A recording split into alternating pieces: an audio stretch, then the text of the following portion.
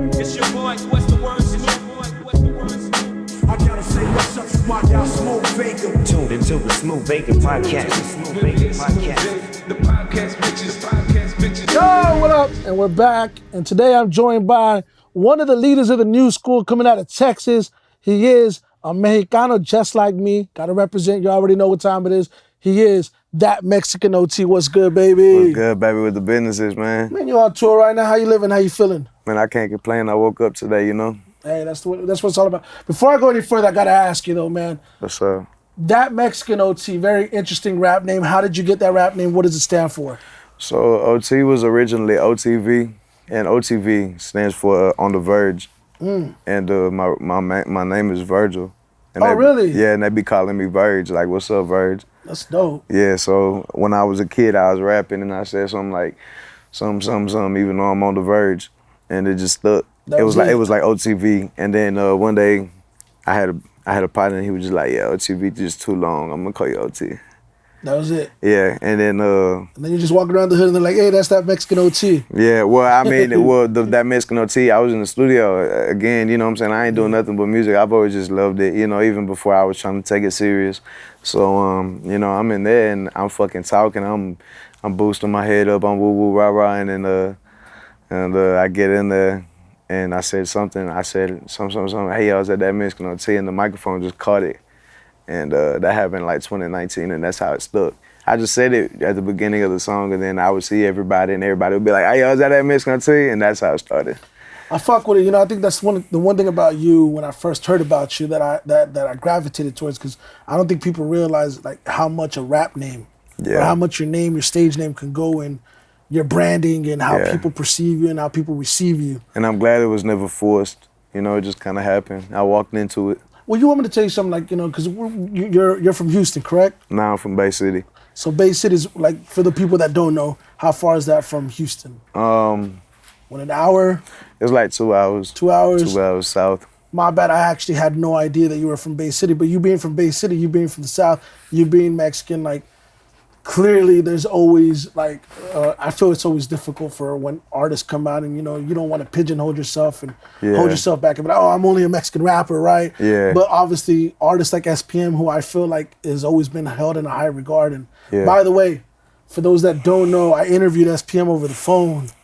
And that interview that I interviewed him on, he shouted you out as one of the artists. That was yours? Yeah, that was my interview. Okay, yeah, I remember and you that. shared that. Yeah. And that's the first time your manager, Greg Gates, reached out to me and was like, yo, like, what's up? Yeah. Like, he had hit me up as soon as the interview went up. He shared it, he posted it. He's like, yo, let's think up an interview. You know, and obviously we're here now. But I felt like one of the reasons why SPM was very successful in his run, may I add, and this is my opinion, is because of his name.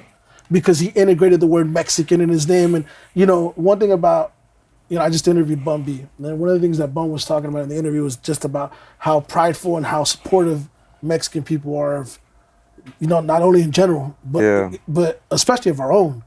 There's a reason why Canelo Alvarez is #1 in boxing right now, baby. Come on, man. You know. I'm proud to be brown. You know what I'm saying? But I'm just saying, like, I don't know if that was a decision that you made, like, consciously going, man, you know, I'm going to go by that Mexican OT to represent, or if it just came natural, you know? It just came natural. Like I was saying, like, everybody was calling me OT. You know, like, that's just what everybody would call me, is OT. And then that Mexican OT, it just stuck from that one song. I dropped a song called Plan C, and I said it there, and it just stuck. Everybody was saying it when they see me in public. Got you. Well, look, let's rewind a little bit. What's up, baby? Beginning of your journey. Yeah. You being from Bay City, born and raised?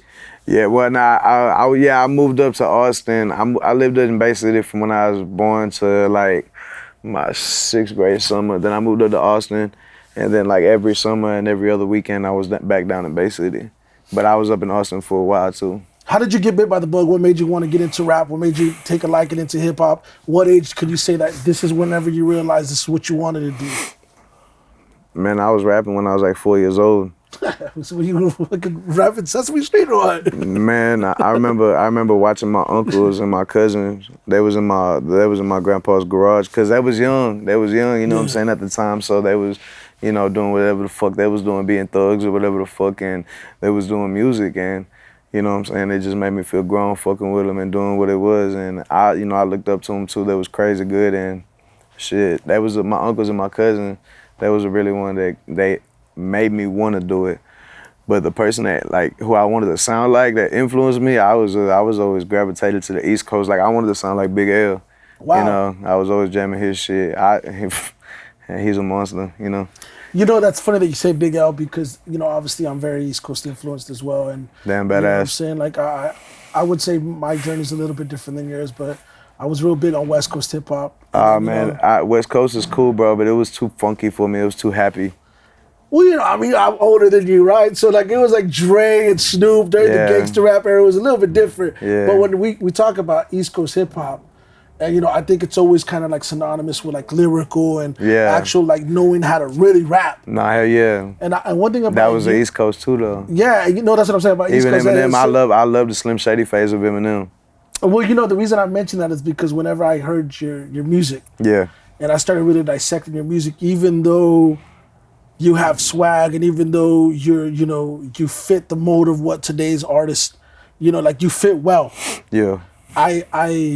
I hear your lyrical ability in that. You know what I'm saying? Yeah, which is why I'm sure you said you were the hardest essay ever or whatever in one of these interviews that you did, is because you feel very confident in your lyrical ability. And I'll be honest with you, very few artists coming out of Texas right now sound the way you sound in terms of just rapping ability. Yeah. Would you say that that's, you know, obviously kind of influenced by what you mentioned, like the Big L's and some of the artists like the Slim Shady era? Is that kind of, would you say that started at? Yeah, definitely. For sure. Like, when did you start recording though? Because I mean, you said you were 4. I was like 10. 10? Yeah. And then from the time I wrote my first song when I was 8. I wrote it about my mama. My mama had passed away, and I wrote it. And I remember I wrote it on a piece of paper, and I thumbnailed it on the wall. And my papa and my nanny got mad at me because I put a hole in the wall when I thumbnailed it. And shit, I just been fucking shit up ever since then. You see what I'm saying? And that's whenever you realize, like, this is what I'm gonna do. Nah, hell nah. Like, I mean, as a kid, it was always a dream, you know. But like, as I got into like 7th grade, 8th grade, that's when I was like, well, being a rapper is a fucking long shot. I'm already fucking up, like, you know what I'm saying? Like, I just got my report card and I got a 7 in math. You know what I'm saying? Like, I'm just being a fuck up. So like, you know, I didn't have any. I had my pops, but you know, it was a little, you know, I had a little loose on there. You know what I'm saying? Yeah. So. But I mean, shit, my dad's cool as fuck. Oh yeah, check this out, bro. Everything that I listen to, like a lot of my influence on music, it comes from my dad. Well, that's what I was gonna ask. Yeah, right? just hey, we would be in the Buick and shit. You know what I'm saying? We just riding and you know, my dad, he dropped nothing but jewels, bro. You know what I'm saying? And I was just a kid soaking it up and fucking, you know, we were just jamming music. What are some of the artists that he put you onto? Ghetto Boys, definitely. Me and him, man, Ghetto Boys and Girls. That's why I sampled that one. I sampled that because, you know, that was one of my dad's songs growing up. We jammed the fuck out of it, sing it together and shit. And at the end of the song, they had their OG talking from prison and shit like that. But I put my pops at the end of it and shit. Scarface, Willie D, R.P. Bushwick, you know what I'm saying? They was all gangsters and they did their thing, but they created a fucking monster and I just did it better. So I want to ask this, you know, like when you talk about you started, so what age did you start? Oh yeah, and I wanted to clear something up. I was never saying I was the hardest essay ever. That was Peso shit. Oh, okay, I just remixed. Oh, you this remixed shit. the record, correct? Yeah. My bad. Yeah, yeah, okay. but that's his shit. He shit on it. You know what I'm saying? No, he shit on it so hard. He made me want to shit on it.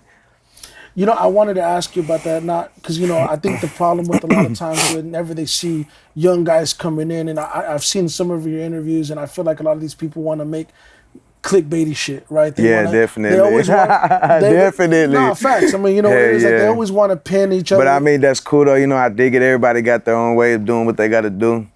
You're young, you're confident. You know, I assume you're competitive. I know at your age, I'm super competitive. You know, I get it. I fucking hate losing. No, I mean, I'm the same way, dog. Oh, I hate losing. If we play video games, dog, I'm not gonna let you beat me on that. I'm telling you now. You know what I mean? Yeah, nah, I dig it, baby. But in general, though, when we talk about that aspect of music, you know, because you mentioned you recorded your first song at 10, right? Yeah. And when you started really taking this serious, and now it's starting to become a profession. And now you're big dog, and now you gotta let your nuts hang on tracks and be like, I'm this, I'm that, fuck you, I'm cold-blooded on the mic. Yeah, definitely. You're stating your claim. Naturally, what happens, especially with, you know, whenever you're talking about, you know, our culture, which is, you know what I'm saying, like, you know, especially in our world, Mexicans, I know that we're not limiting it to just that, but it gets like that, yo. People are like, yo, man, that Mexican OT cold, but is he as cold as this guy? And as cold as that guy? And then, but that's cool, though, you know, that's what's expected. It is. You know what I'm saying? But I'm going to let my work speak for itself. But you get these bloggers, though, dog, they be like trying to stir up the pot, though, man. I just kind of want to get your position on that. Because I don't think there's you don't have any issues with these cats, do you? Like, actual issues. Like, you're cool with all of them. Yeah, even if I wanted to, I wouldn't have time to. Yeah. You know, but I treat everybody with respect and the utmost, you know, but I demand it back. You know, but I, you know, I love treating people good. I love having friends. I love, you know what I'm saying? I love being cool with everybody. You know what I'm saying? I want to get far in life, and I know it's not what you know, too, you know. Respectfully, though, I do want to ask you that the more that you ascend, the more that you're growing, the more that your name is getting bigger, do you feel like you are a threat to some people? Do you feel that energy coming from people like, like, yo, like they fuck with you? Yeah, but it's definitely. But they shook by you is really what it is, you know, like. Yeah, but that's okay, though, you know what I'm saying? I'm a fucking animal. My father raised me to be an animal because he was a fucking animal. You know what I'm saying? So it's either me or you. You're on tour right now, which a lot of artists at your age, you know, you're 23 years old if I'm not mistaken. Yeah. Michael Jordan, by the way. Hell yeah. You know what I'm saying? Jordan year. You're getting an opportunity to go all across the country, which a lot of artists at this age don't get an opportunity to do. Yeah. You know, I don't know, this is your first time really going on a national tour, correct? Hell yeah, and it's cool as fuck. Shout out OG's, shout out his whole team, shout out my manager and everybody that put it together. You know, we really making something shake right now, especially for La Raza, you know what I'm saying? Yeah, and I think it's surreal, you know, being at your age and kind of getting an opportunity to experience it. You know, you're seeing these different audiences, but what is your goal now going into these different markets and these different cities? Because obviously you've had success, you know, you've had a song now that's hit on TikTok, it's hit on YouTube, it's hit on Instagram, it's hit on social media, it's hit period. Yeah, period. People know your record, but going into cities that, you know, people are seeing you for the first time, what is your goal whenever you go out there? What is the mission? To fucking attract, to have, I mean, I have this energy, and I got it from my dad when I fell out his nuts. And it's something that just like, it's like a magnet, bro. It just, yeah. You know what I'm saying? So my mission is to go in there and fucking execute.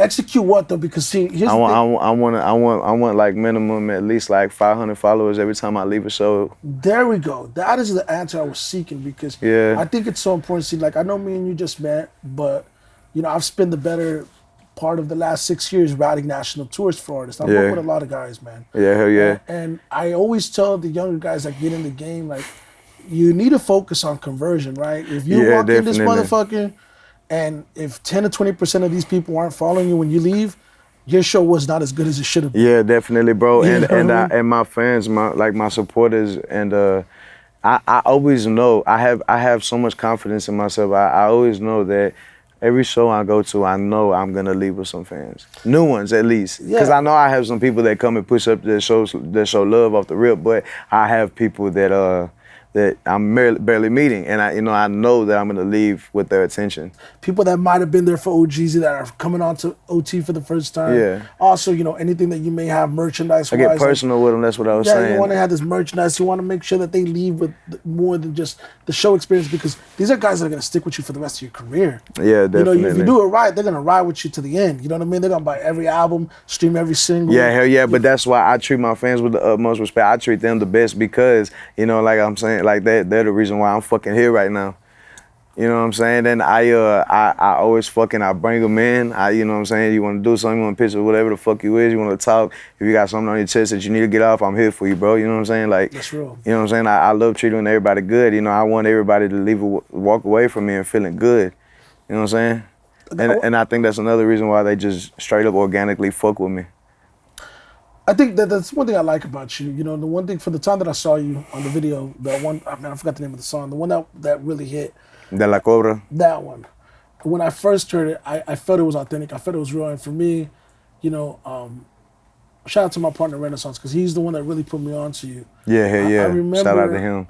I remember really fucking feeling like this is authentic. Yeah, fuck yeah. You know what I'm saying? This is authentic. This is real. You know, and I'll be honest with you, I don't normally like interviewing newer artists, but I made an exception today because I fuck with you, man. And I'm proud to see a young Mexican cat get in the game. You know, someone that I can identify with, someone that I'm like, yo, this is someone that I think really has a future in this. Yeah, I definitely do. But it's not only just from my talent, it's because I have a wonderful team.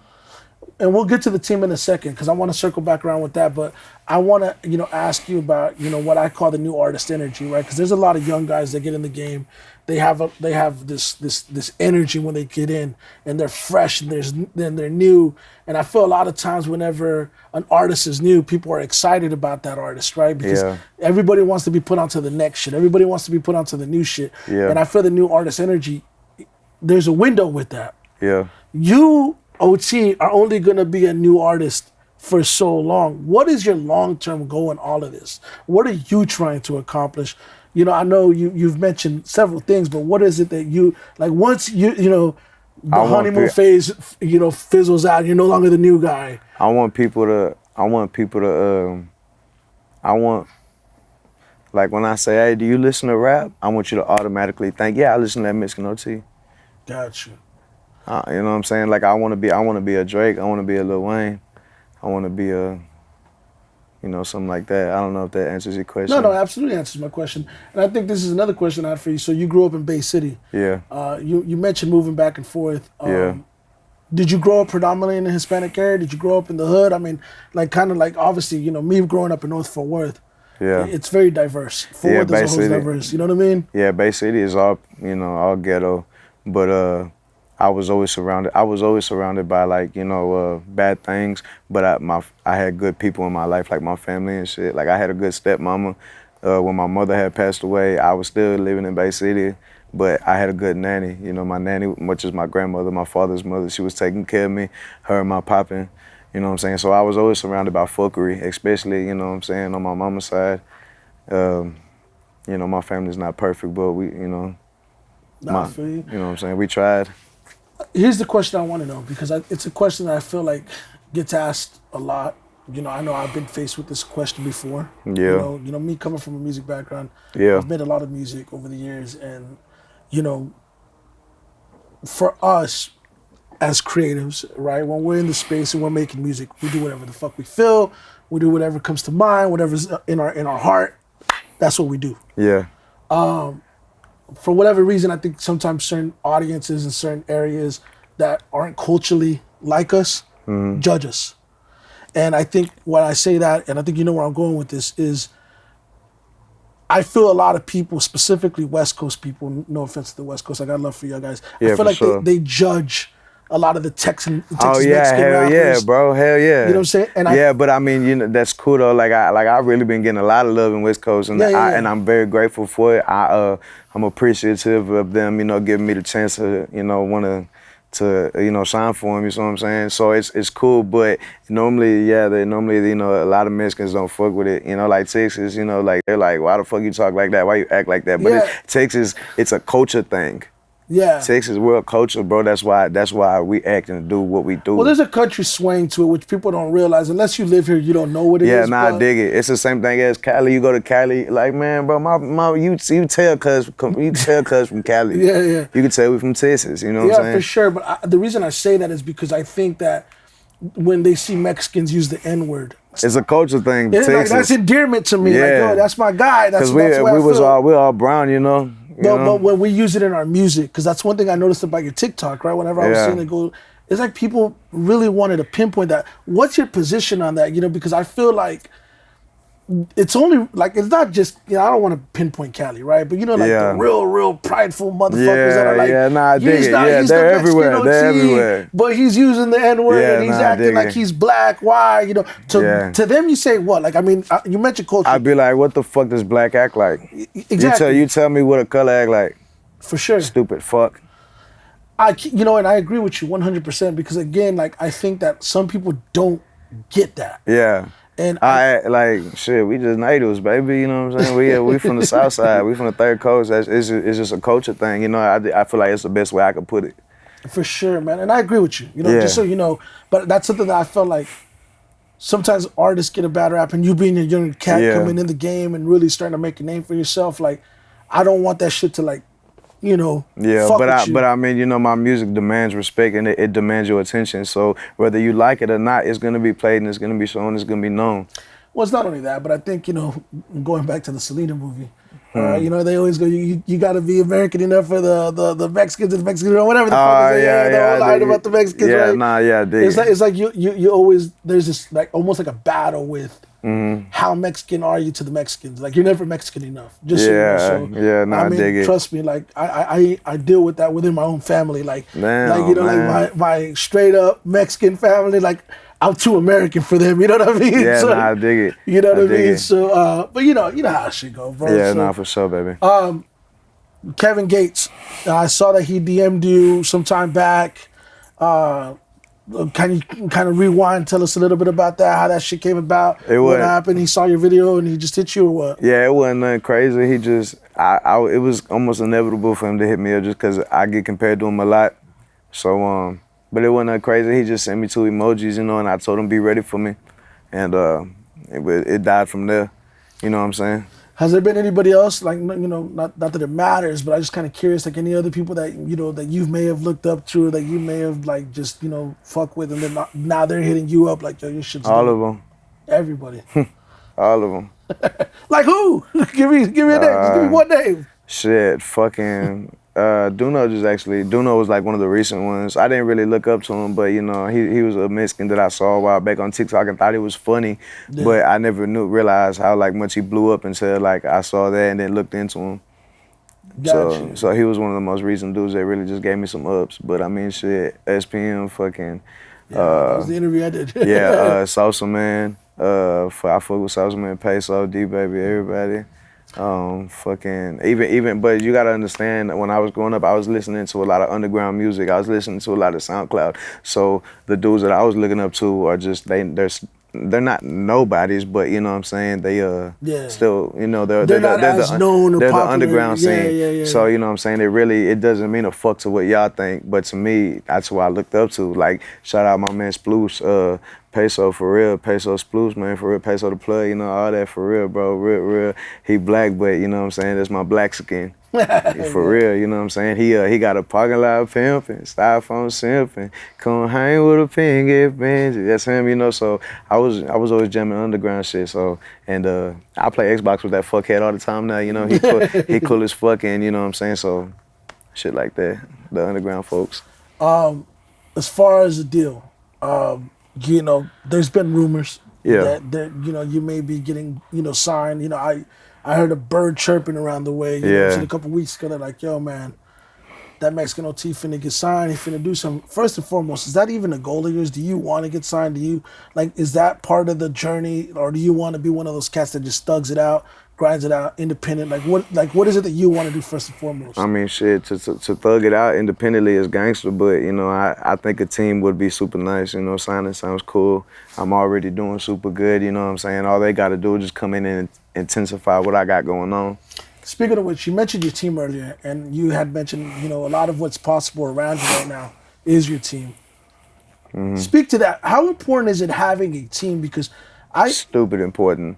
Stupid important. It's so crazy to me, though. Like, you'll see these young guys, like, or even some of the older guys, and they'll be like, I did it all by myself. Egos. And I'm like, yo, that shit sounds cool, but it's not really cool. Yeah, nah. You know what I mean? Like, doing it by yourself. Like, if my car breaks down, I could probably fix the goddamn car. But you're going to be hurting, like, damn. It's going to take a long time for me to fix the car. Yeah, for real, I dig it. I'd rather get it to a mechanic, you know what I mean? Without a doubt. But how important has your team played in your career and your development and your growth, having a manager, having a group of people that you feel that are there for your best interest? It's super important, and it's more than just the music. It's more than getting further in the music industry, you know what I'm saying? It's like, man, I be fucking up mentally sometimes, and I need to fall back on them, you know, and they're always there to be like, now get your ass back in the game. And I'm like, fuck, let's go. You know what I'm saying? So it's more than just music. You know, I'm really appreciative for my team. They keep me in line, they keep me right, they keep me looking good. We in there. I think a career, especially in music, you know, me being someone that's been around music for so long, Yeah. It's demanding. Yeah, without a doubt. You have to have a balance of personal and professional. Yeah. You have to understand the importance of relationships, both personal and professional. Yeah. You know, because it's important to have stability in your home life and in your personal life, because if the foundation isn't solid, Nick can't hold shit up, you know? it's gonna crack. Yeah. You know what I'm saying? You gotta make sure that you have it. But there is this demand of sacrificing and having to do things that may be a little uncomfortable. Yeah. Have you experienced any of that level of discomfort thus far up to where you're at now? You're on the road, just in general, anything in general, like any type of discomfort in regards to losing relationships or people that you may have grew up with, like, yo, man, he's changing, he's blowing up, or, man, you know, like just anything, man. Yeah, I mean, definitely. I feel like I struggle all the time. I always feel like somebody taking money from me. I always feel like somebody pinching my weight. I always feel like somebody trying to holler at my bitch. But the way I look at it, I want to say I fucking hurt you. You know what I'm saying? But you know what, bro?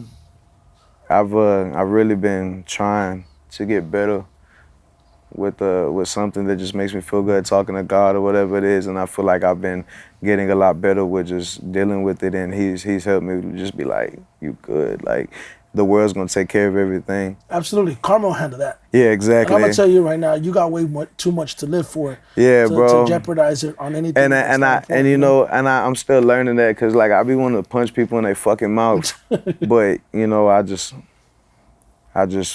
you know, keep it same shit, different toilet. You know what I'm saying? Man, I try to keep it good. Do me a favor, don't punch nobody in the mouth, because you have a lot more to live for than a lot of these cats do. You know what I'm saying? And the big part of this is like, if it's not productive, it's counterproductive. Yeah, without a doubt. So, but going back to you, you know, you talk about wanting to get signed. Is there any labels that are showing interest right now? Can you share all of them? Information? All of them. All of them. All of them. You know what I'm saying? It's just whoever comes with the bag. Is that what is there a specific level you want to go to? I'm at the point where whoever want OT the most. It's like that. Just like that. Who want me the most? Who gonna give me what I want? You know what I'm saying? And I understand. You know, I got to do my part. You know, I'm in this bitch with them. You know, I'm ready to work as a team. But you know, I'm ready to see who want me. You ink the paper, the pen to the paper. You sign a deal today. What changes? Does anything change? Does the level, the pressure now intensify? Now the spotlight gets brighter, and now you have to deliver at a high level? Like, what is going through your mind if you sign the deal? The only thing that would really go through my mind is how life is gonna be different for me. Like as far as music and business wise, man, I'm made for this shit, so I got that. I'm built for this.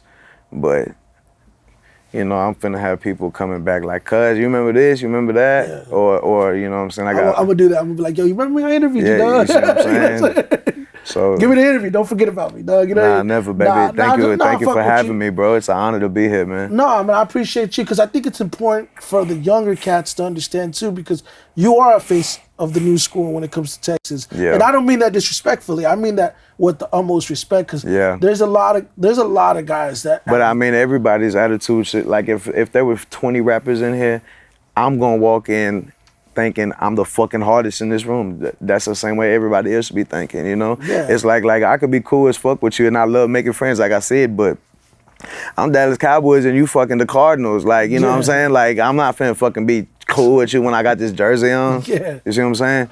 For sure, and that's the competitiveness that we discussed earlier. But I think when I say you being a face and being, you know, one of the leaders of the new school, I think it's important that what I see a lot of these young guys in experience is that they get their wave. Yeah. And then when the wave passes by, a lot of these guys stop, or they just fizzle out. And I always tell people, I go, man, you want to impress me? Not that impressing me matters, right? Yeah, it's easy to get there. It's hard to stay there. Absolutely, and it's important that you know that, because what means the most to me is not anything other than simply lasting. Yeah, bro, I shit on every single fucking show that I do, and I still get nervous every single one, because I'm scared that I'm gonna fuck up or something. Like I'm always hungry to do better. I always want, you know what I'm saying? Like, See what I'm saying? And I think it's important that you say that, because when you talk about being nervous, that to me means that you feel something. Oh, and bro, the moment bro. you stop feeling is the moment this shit ain't for you no more. Yeah, you know what I mean? we were just talking about that. Yeah, definitely, bro. That's the truth, man. It's the absolute truth, man. I always go, man, like when you have that connection and when you care about what you do. Bro, man, look, bro, if I wasn't doing this, I'd be a fuck up. I wouldn't know what, because I'm lazy. I hate being told what to do. I just want to just sit there and fucking do what I want to do. And, you know, God really blessed me with making sure that music was something that he can do for me, because, like, man, bro, that's why I don't get high when I write. I don't get high when I record. I be doing what I do. I put every blessing I got into it because I love it. You know, it's that energy. That's why I still get nervous. You know, this is my art. This is I hold pride in this shit. Channel your energy that way, you know. And I'm gonna leave you with this, man. You know, I remember whenever my daughter was born. Yeah. She was born premature, so the first week of her life, I wasn't able to hold her because she was an incubator. She was born premature. Okay. So the very first time I get a chance to hold her, I'm about to walk up, and then I tell the doctor, the nurse or whatever, I was like, hey, you know, I'm afraid to hold her. And she's like, why? I said, I'm afraid I'm gonna drop her. Right, and this is something I want you to keep with yourself, because you made a very valid point. She goes, the fact that you're afraid to drop her will ensure that you never will drop her, because you're gonna protect it with your life. You're gonna protect it with your life, and I kind of use that and apply that towards anything in life. The fact that you take your craft seriously, you care about your craft, the fact that you want to take care of what you've built and this path that you're creating for yourself. I'm gonna be here for a long time, baby. You're gonna take care of it. Yeah. Way more, and you're not gonna lose it because of it. Yeah, for sure. You know what I'm saying? For sure. And you know, like, you know, I love this shit. You know, it's not work. Yeah. You know, so, and you know, I'm grateful for my fans. You know, they keep me in business. I'm forever gonna give them what they want, and that's another reason why I'm forever gonna be here. And surround yourself with good people, man. I think you're gonna be here for the long run. Let me ask you something. What's next? What you got coming? I want to be #1 on the Billboard next year. That's my goal. Speak it into existence, man. You know what I'm saying? We'll revisit this. Yeah. We'll post this in your Instagram feed and be like, yo, he said he was gonna do it. He fucking did it. Yeah, hell yeah. That's the goal. Man, you know what? I'm happy to see a young Mexican from Texas put it on. I want to wish you continued success. I want to, you know what I'm saying? The show's called Nothing Beats Experience. Yeah, hell yeah. Hopefully this is the beginning of many great things that happen for you. Thank you, baby. Vice versa. Many blessings. I'm going to say something that I think you will be signed by the time this interview gets published.